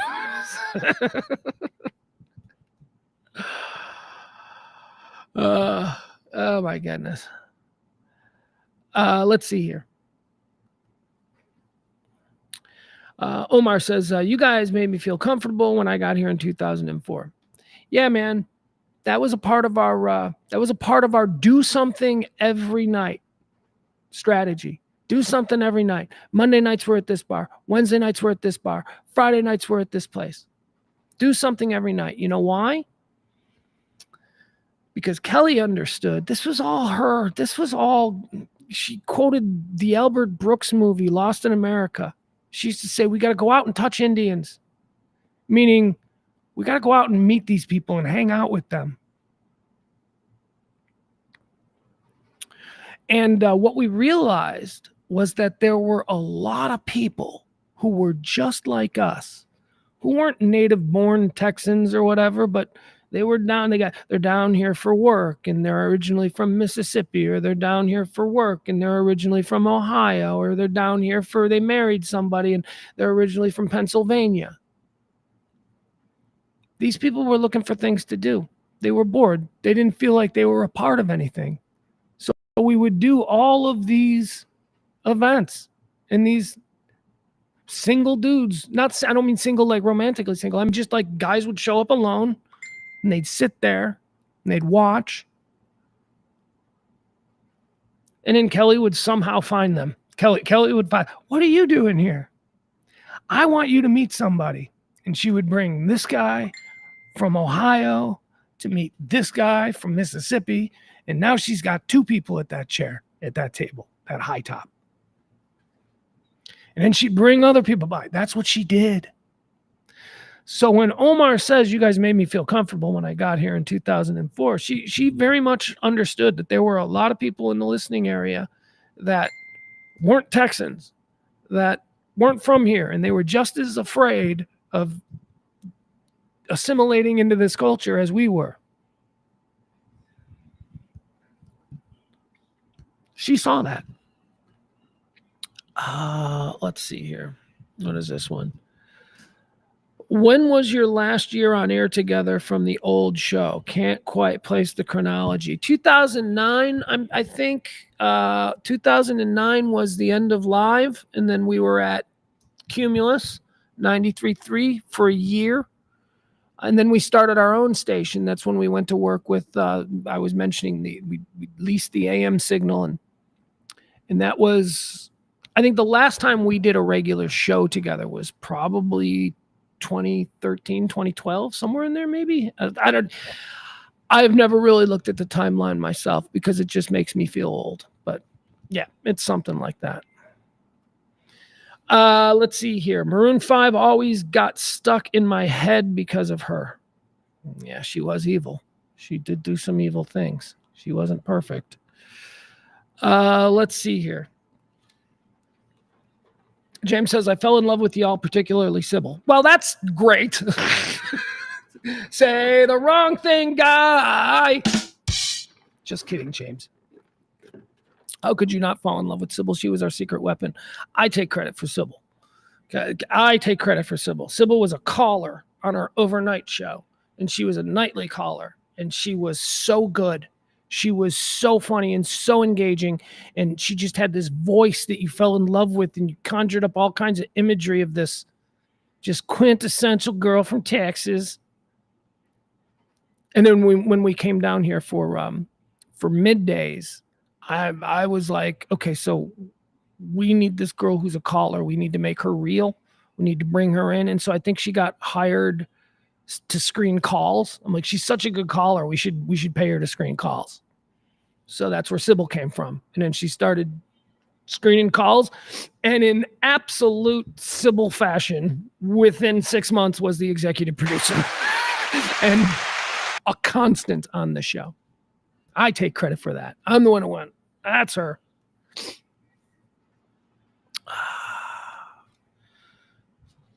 Look at here. Look at here. The great Tim Leary. Talk about a radio icon, a radio legend. Heard the news. So sorry to hear about the loss. Prayers from my family. I love you guys, Tim. Tim goes back with us to the Loop as well. When we were just all kids running around. Tim just has the perfect life. I see what Tim has been able to do with this stupid business. He played in like major markets and all that kind of stuff. And then you know what he's been doing? He's been like dominating Savannah, Georgia for 20 years. Could you imagine that? Could you just imagine the lifestyle that you get to live? Just being a celebrity in Savannah. You did it right, man. Tim Leary. Let's see. Who else do we have here to say hi to? By the way, I'll also say this. Tim Leary. Tim Leary, nicest wedding I ever attended. Thank you. That's right. Seriously, I was afraid to touch anything. Everything was so nice. I was afraid to go to the bathroom. I was like, can we, do people like me, I need to go in the alley, right? You don't let people like me in a bathroom with a chandelier. There's a chandelier in here. There's a dumpster. I saw it. I can just, let's see here. I remember Kelly having a crush on Chris Matthews, the host of Hardball. She did. She had the weirdest taste in men.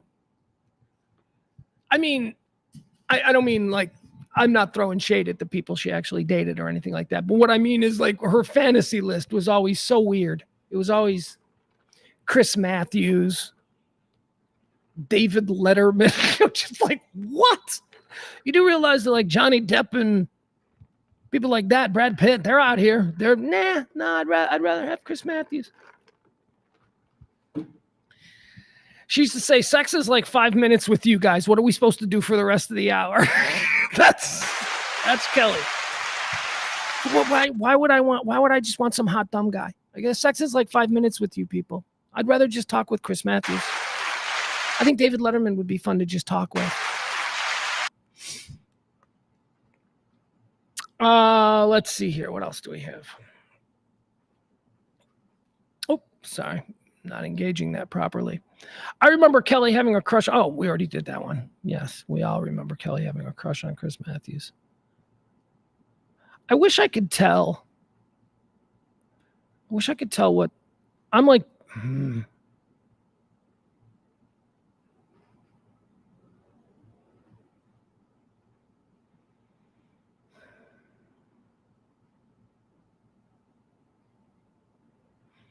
Sergio says, how old are Kelly's kids that are currently living with her? Okay, so we've got Declan and McKenna. They're out of the house. They're in their 20s. McKenna lives in Hollywood, and Declan lives in Texas. High school football coach and high school teacher.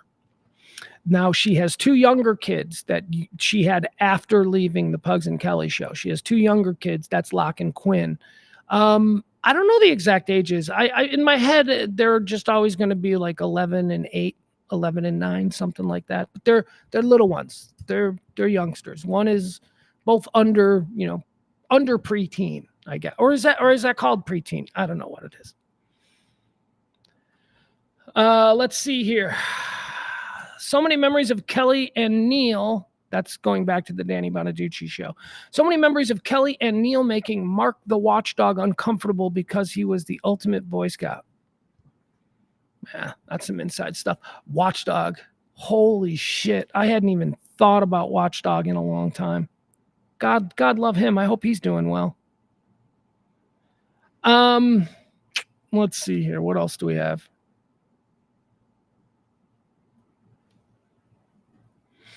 Brady says, replied to you on Reddit. I don't, yeah, I wanted to mention that was a really nice and, white knuckle experience today. I don't use Reddit. I know Reddit by reputation.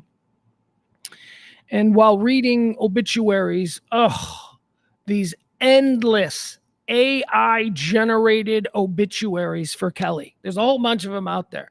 They are all AI generated and they are all wrong. They are all, it says her hometown is Corpus Christi. Okay. All right. But in one of these links, I saw a Reddit thread. I don't know what you call them there on Reddit. I saw a Reddit thing about her. And I say I white knuckled it because, Reddit, people are dicks, right? Isn't that where like the absolute worst people go to say the absolute worst shit about somebody? So I was white knuckling that. And I was reading through it, and it was amazing. It was amazing. It's probably changed now, but just people saying the most beautiful things about Kelly. It was nice. It was nice. It turned out to be a nice experience. Now I'll probably go and look at it now, and it'll be like, you guys fucking suck, Russ Martin, rah, rah, rah, or whatever. Cool. You guys do that. You guys go ahead and ruin a good vibe. I'm sure it's not the first time you've been accused of ruining a good vibe. What's this one? This is a long one. Cecil says, I loved Kelly. Who didn't? I remember us going out to an improv place on Greenville Avenue, and I had her a Longhorn bracelet made and gave it to her. My friends would call me all during the day and say, Pugs and Kelly are talking about you on the radio. Made me feel something. Hold on. I'll go on. It made me feel really good that I had made an impression on you guys. Enough that you would mention me during your show. I loved her, Pugs. She was so beautiful. I had such a crush on her. I'm so sad to hear that she's passed away. Well, let me tell you something, Cecil. Let me tell you something. That was all her. I remember your stupid bracelet. I didn't get nothing. You didn't give me nothing. But yeah, that was her. She wasn't transactional. So it wasn't like, okay, you give me this and now I have to talk. No, she just was that. She's like, hey man, I met this guy. He was so nice. Look at what he gave me. And I'll tell you something else, and I don't know this for sure, but it didn't end up in the back seat of her car. That's people hand you shit and it just ends up in the back seat of your car. No, she probably had a shelf in her house where the thing that a listener gave her sat. Or she had a box. She had a box of important things that were that's just who she was. She wasn't jaded. She wasn't cynical, but she took no bullshit from anybody, and she stood by her opinions. She had opinions. A lot of them were shit opinions. but she had them. And there was not a mean or vindictive cell in her body. What she was a justice warrior. If she felt that you were getting shit on, she didn't like to see people being taken advantage of. She didn't like to see people getting picked on. She didn't like to see any of that stuff. And it shaped her worldview. And at 5'2" or whatever the fuck she was, she had this outsourced sense of power where she just wasn't afraid of anybody. She knew how to speak truth to power. And the truth is that she was probably very frightened, but she didn't give up. She didn't give in to her fear. It's just not who she was. She was never like that. Chad says, you guys are one of the reasons I started podcasting about 15 years ago. Lucky enough to have met you, Kelly, and Sybil a handful of times when you did remotes at Sports City in Mesquite. Thank you all for the laughs and inspiration. Thank you, Chad. Those are all good times. Those are all wonderful memories. We got Dusty. Let's see. She didn't know me, but we were Facebook friends. She sent me a long and very sweet message when my mom died. What a special person.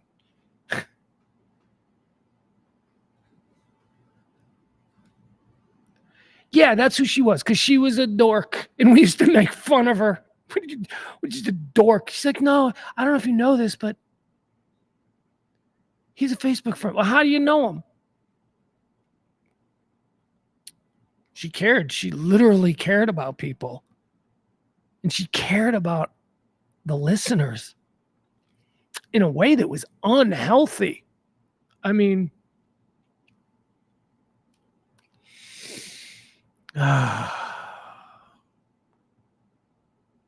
me see what else is going through here.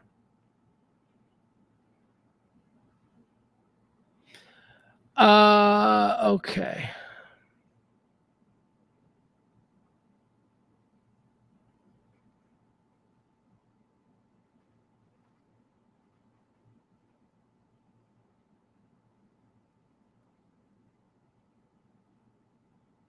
Brian B. This is Bebo.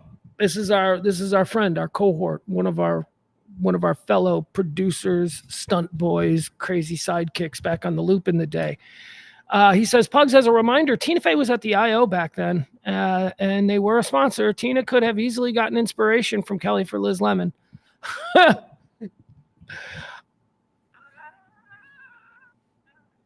I love that. And I don't know how I mean, look, if we want to make the case for it, yeah, absolutely. Because back then, it is very possible that a young Tina Fey at the I.O. in Second City, that a young Tina Fey who I had run into, we went out on a talent scout. I've told this story a bunch of times. Me and my buddy Doc were sent down to the Second City to talk to people and see if we could get them to be callers and do characters and all that. And that's where I met Tina Fey. But in this scenario that Brian puts out there, it is very possible because Kelly was famous. Kelly was famous in Chicago in that time, and she was high profile on a radio station that the Improv Olympic people and the Second City people all listened to. They all listened to that station. So, I mean, I don't know. I think that Tina Fey is who Tina Fey is, but I could certainly imagine a situation where Tina Fey, a young Tina Fey, is in a car and she hears Kelly doing something quintessentially Kelly. That's fun. I really like that. And you know what? We are myth building. So let's go with that. I'm going to go with that from now on, that I believe you and me, Bebo. Nobody's probably called him that in 30 years, but I love you, brother. All right, let's see here. Felt horrible. Apologize. Oh, sorry. This is one of them deals where I got to show the first one. All right, here we go. Ryan says, my one and only personal interaction with Kelly was at Duke's. I was talking to some people and I turned around to walk somewhere and right behind me, we already did this. He said, felt horrible, apologized repeatedly, bought her a new drink. She kindly talked to me for a few minutes. Yeah. Nobody has a bad story about her. I know this. Well, nobody says anything shitty about people after they die, but they do. Russ Martin died. People were like, yeah, he was really mean to me. I will say this about Kelly. Kelly was misunderstood by a lot of people. I don't think by you, the audience. I think she effortlessly connected with you, and I think you knew exactly who she was. But just with other people that we dealt with over the years, some sponsors, some management, consultants. She was misunderstood. They thought she was the chick sidekick. Pugs, what do you think Kelly's role is going to be in this? A consultant said once in front of her. And she said whatever Kelly damn well decides it is. That was her. They didn't understand. Nobody understood, because in all other radio shows where there is a male-female dynamic, it is almost always the male who is like the top guy, and then the chick is his Robin. It's very rare that you have what is common in male-male talk duos, which is an equal show. It was very rare. Kelly and I were 50-50 down the middle. Anything that I wanted to do, the only person who could tell me I couldn't was her, and vice versa. A lot of people just thought that she was just the sidekick, and it was like, oh no, she's not. No, she's the reason. First of all, as I told you, she's the reason the whole show exists, because she's the one who told me that she was looking for somebody to partner with. Okay. Where are the latest tweets? I think they're down here. Hold on. Here's one from Shmi. Shmi says, I think you found a new Misfits segment, quintessentially Kelly. Crazy subject or scenario, and we have to decide how Kelly would respond. I would not be good at that game, because that was the other thing about her. She responded to, especially if she was in entertainer mode, she responded not necessarily with how she truly felt about any given issue, but she responded the way that she felt was appropriate for the moment and would be most effective as like radio fodder. You couldn't predict what she was going to say. I was just thinking about one of the funniest things that she ever did. And again, I'm going to abbreviate this story, but we've told this story on the air, and I make her tell this story all the time because it was crazy. Kelly's out to dinner with her mom, and there's a bunch of other people. And they're having a nice dinner. They're at a fancy restaurant, and they're all making small talk. And Kelly's mom is talking about Rokon and Gary Mohr, who were two talk show hosts in Chicago who were very popular. So they're out to dinner, and Kelly's mom is going on and on about Rokon and Gary Mohr. She's going on and on about how I don't know how they do it. I mean, could you imagine just having to talk for 4 or 5 hours a day, and you just have to go, and you have to be interesting? Kelly's mom is sitting here at dinner saying this, and Kelly stops her and goes, Mom, do you even know what the fuck I do for a living? Just so perfect. Kelly's relationship with her mom was a big part of her humor. It's a big part of whenever she would get off on one of her things on the show, it was always because of something that happened with her mom. Make no mistake, she loved her mom dearly. She loved both her parents dearly. Her mom and dad were awesome. Both of them are gone now. She loved her mom, but it was mother-daughter stuff, so don't get involved in that. Do you even know what the fuck I do for a living, Mom? Do you even have a clue what your daughter does? All right, I'm going to wrap this up. It is 2:00. We've done 2 hours. Thank you all so much for hanging out with us. Remember, we're here every Monday through Friday. Like, follow, subscribe every day of the week. I will sit down here and I will give you all the day's news, the hot topics. Today was a special show. So if you want talk radio the way terrestrial radio doesn't allow, what that means is I think Republicans and Democrats are both losers. Okay. So that's how I do talk radio. I don't carry water for either side, and I don't give a shit how you voted.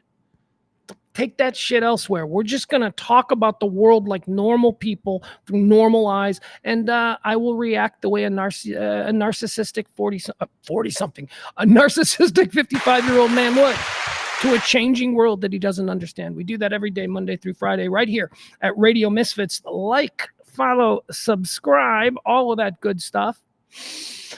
What else? Is there anything? I just want to do one last check through here from the chat.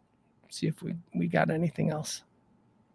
I had sunglasses here because I didn't want to be bawling, and it would be better for my confidence I could have sunglasses, at least so it doesn't look like I'm. Didn't need them. I think I've cried myself out. I think we're good. I think we're good with the crying. On a lighter note,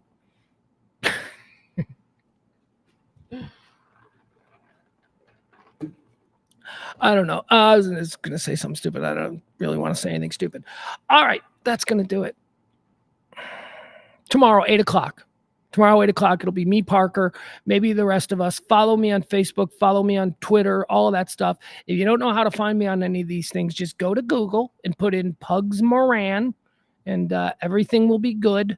You'll find me. You can follow me on Twitter, Facebook, all that stuff. I'll let you know what's happening tomorrow with the 8 o'clock show. Or join me tomorrow at noon. We'll be back here tomorrow at noon, and I will have more updates as we learn them about Kelly, my former partner. Kelly of the Pugs and Kelly show has died. She, I'll let you know. I'll let you know as we keep moving forward. But we will move forward.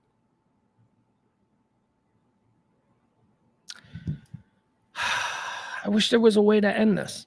Like, I wish there was a way that I felt was appropriate to end this. I don't know that there is. By the way, tomorrow night, the 8 o'clock show, we'll be playing some stuff. We'll be listening. We'll be listening to her. We'll be listening to some things that she's done. We'll laugh. We'll cry. Look at some nice pictures. I didn't do anything like that today here. You know her. You can Google her while I'm talking. This was just for us. I always say that my show, Monday through Friday, is therapy for me. You people indulge me so that I can work through all this crazy shit while simultaneously discussing the day's news and events and all that good stuff. This really was therapy for me today. It has not been an easy, and it's not going to be easy. There's going to be a lot more crying over the next 5 hours. There's phone calls that need to be made. There's people that we need to connect with. So we are very much in the middle of this ongoing terrible situation, and you fucking people are amazing. She loved you so much. We'll see you tomorrow.